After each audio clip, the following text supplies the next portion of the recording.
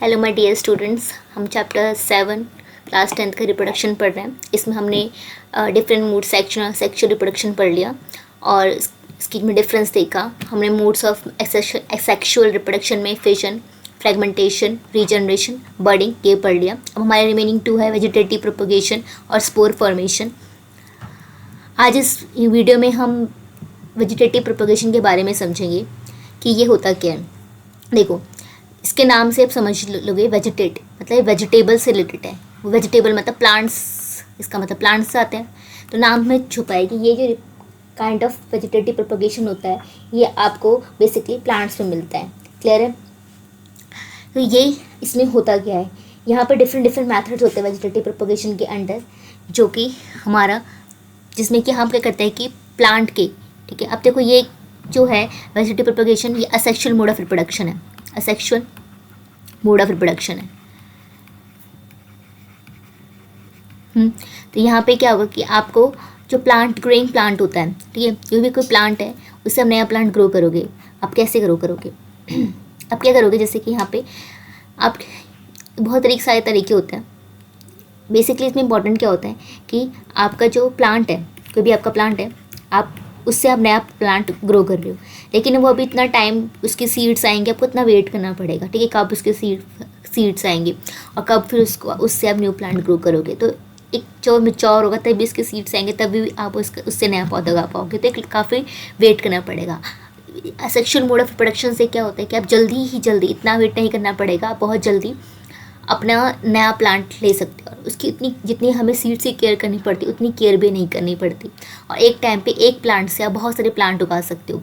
ऐसा नहीं है कि एक प्लांट से आप एक ही प्लांट उगा पाओगे, ऐसा नहीं। तो asexual mode of reproduction plant में ये करवा रहे हैं हम। तो इसमें क्या होगा कि हमने कोई इसका रिप्रोडक्टिव ऑर्गन यूज़ नहीं किया, हमने उसके पार्ट यूज़ किए।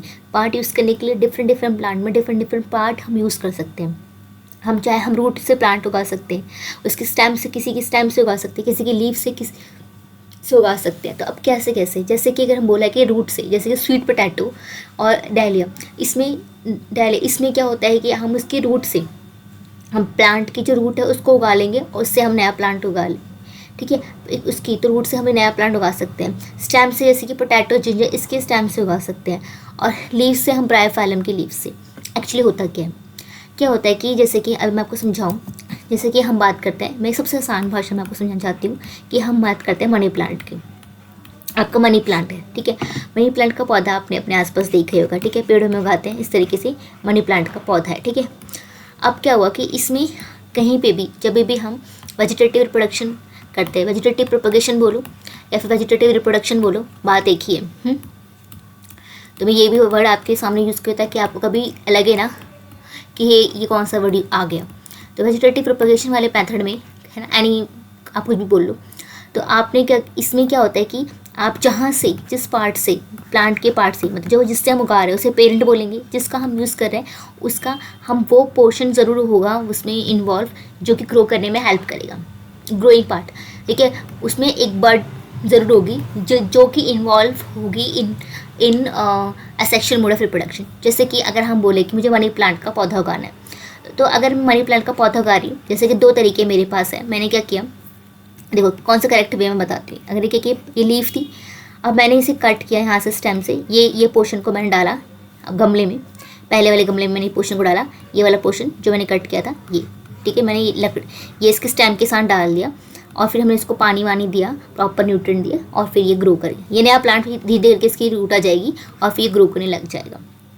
तो यहाँ पे जो इसका बर्ड था, जहाँ से कि ग्रोथ होगी, वो है इसका स्टेम जहाँ से लीफ से अटैच्ड वो वाला है, मतलब ये नोड वाला पोर्शन। नोड पता है ना क्या होता है, स्टेम जहाँ से लीफ से कनेक्ट होता है उस पोर्शन को नोड बोलते हैं। तो आपको ये मनी प्लांट से अगर उगाना है नया मनी प्लांट, तो आपको एसेक्सुअल मोड ऑफ रिप्रोडक्शन कर रहे हो तो आपको ऐसा स्टेम लेनी पड़ेगी जिसमें पत्ती हो। अगर आप ऐसे स्टेम लोगे जिसमें पत्ती ना हो तो उससे आप नहीं उगा पाओगे, इसलिए हर एक का अलग अलग बर्ड होगा ऐसा। तो यहाँ पे आप देखो कि जैसे कि हरे प्लांट का, ठीक है, जैसे कि यहाँ पे एक किसी ने क्या किया, उसने बोला ये तो एसेक्सुअल मोड ऑफ रिप्रोडक्शन है तो मैं किसकी स्टेम से उगा सकता हूँ। तो इसने क्या किया, इसकी स्टेम कट करी, उसमें लीफ नहीं थी और उसने उसको उगा दिया, तो वो नहीं उगेगा क्योंकि उग ही नहीं सकता, क्योंकि यहाँ पे ग्रोइंग जो पार्ट है, पोर्शन जिससे की वजह से पूरा प्लांट उगता, वो नोड होता है, ठीक है।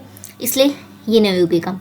ऐसे अगर हम बात करें, आपने घर में आलू देखे होंगे, आलू में आपको ऐसे ऐसे कि ये बोलते हैं आइज ऑफ पोटैटो बोलते हैं, आइज ऑफ पोटैटो बोलते हैं इनकी, इसको ऐसे जो होते हैं हमारे। तो ये जो आलू के आइज होती है ये बर्ड होती है, ठीक है। अगर आप चाहो इसको एक पोर्शन इतना कट करो और इसको मिट्टी में ग्रो करके आप एक आलू का पौधा उगा सकते हो। ऐसे ये पोर्शन अलग कट करके हर एक पोर्शन, हर एक आई को, अगर आपने ऐसा किया आलू कट किया लेकिन उसकी आई कट नहीं की, साथ में बिना आई के आप आलू उगाने की कोशिश करोगे तो वो नहीं उगेगी। तो इसलिए ये बहुत ज़रूरी होता है, ठीक है, समझ में आ गया। तो आप कहीं कहीं पे रूट से उगा सकते हैं, जो कि ये हो गया। कहीं पे स्टेम से, पोटैटो जिंजर को स्टेम बोला जाता है, ठीक है, और स्वीट पोटैटो को रूट बोला जाता है, मॉडिफाइड रूट सबसे।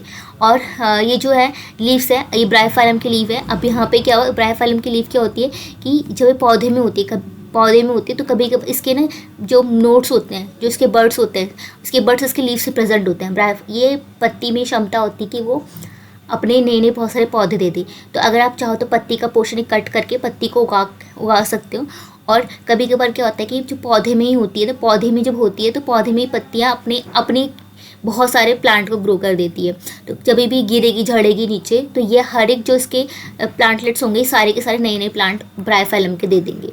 इस तरीके से प्रोसेस बहुत फास्ट होता है। एसेक्सुअल मोड ऑफ रिप्रोडक्शन इसलिए बहुत ज़रूरी होता है।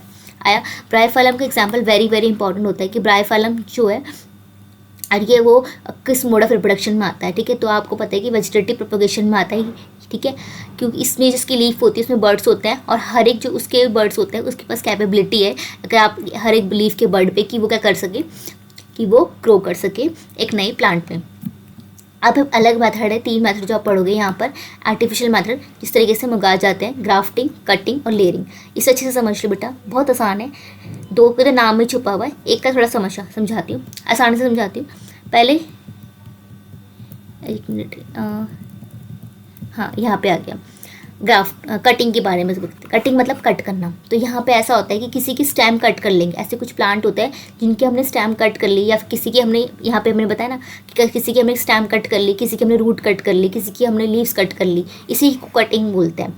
तो कटिंग में क्या होगा कि आपने कटिंग करी और उस कटिंग में बढ़ थी, उस कटिंग से आपने एक नया प्लांट उगा दिया। जैसे कि आप शुगर केन में उसकी स्टेम कट करके आप नया शुगर केन उगा सकते हो। एक बड़ा शुगर केन था, आपने छोटा सा पोर्शन उसका कट किया, ठीक है, और आपने फिर उसको उगा दिया। ऐसे ये रोज़ का है, अगर आप रोज़ के पौधे को भी ऐसे उगा सकते हो। क्लियर है? कटिंग समझ में आ गया। कट मतलब हो सकता है आप कटिंग किसी की लीफ की कर रहे हो, किसी कटिंग किसी की स्टेम पार्टी कर रहे हो, किसी कटिंग किसी की रूट पार्टी कर रहे हो, और उससे आप नया कर रहे हो। यहाँ पे इसे एसेक्सुअल मोड इसलिए बोल रहे हो कि यहाँ पे हम उसकी सीड्स का यूज़ नहीं कर रहे, हम इसके छोटे से प्लांट का कोई सा भी पार्ट का यूज़ कर रहे हैं। जब तक वो मैच्योर भी नहीं हो रहा, उससे पहले भी हम नया प्लांट उगा सकते हैं, क्योंकि जब वो मैच्योर होगा तब सीड्स आएंगे, बहुत टाइम लगेगा। तो इससे पहले हम बहुत सारे प्लांट उगा सकते हैं। उतने जब तक वो सीड्स देगा उससे पहले भी हम उसी के सेम बहुत सारे प्लांट्स उगा सकते हैं उसी प्लांट से। क्लियर है? अब यहाँ पे है लेयरिंग में क्या होगा कि लेयर बना, मतलब कि ऐसे जैस्मिन है, जैस्मिन को हिंदी में पता है क्या बोलते हैं?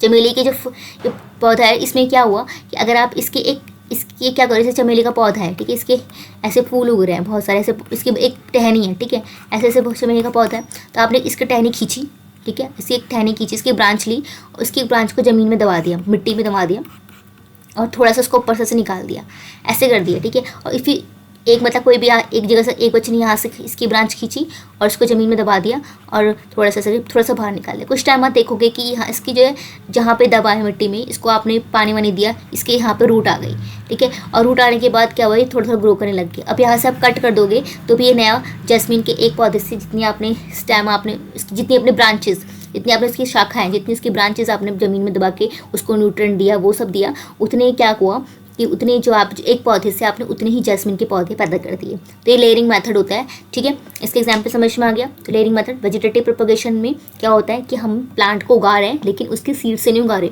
उसके अदर पार्ट से उगा रहे हैं। तो हमने पढ़ा हम रूट से उगा सकते हैं, स्टेम से उगा सकते हैं, लीव्स से उगा सकते हैं, ठीक है। रूट्स के एग्जाम्पल देख लेना, स्टेम के एग्जाम्पल देख लेना और लीव्स के एग्जाम्पल देख लेना।